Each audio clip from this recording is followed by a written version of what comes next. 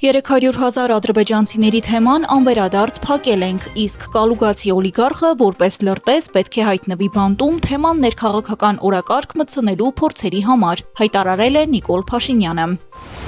Օտարերկրյա հատուկ ծառայությունների հանձնարարական կատարողները պիտի փտեն բերդերում, դավաճանների տեղը կալանավայրն է, ասել է Տիգրան Ավինյանը։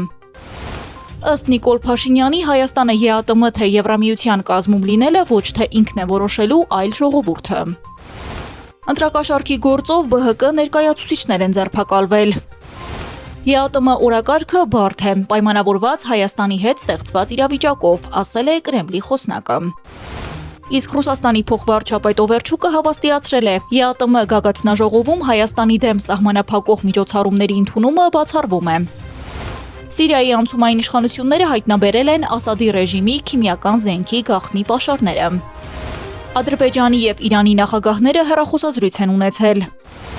Զելենսկին նամակ է ուղարկել Թրամփին զգուշացնելով Ուկրաինայի հակահրթիռային պաշտպանության համակարգերի պակասի մասին և խնդրելով օգնություն։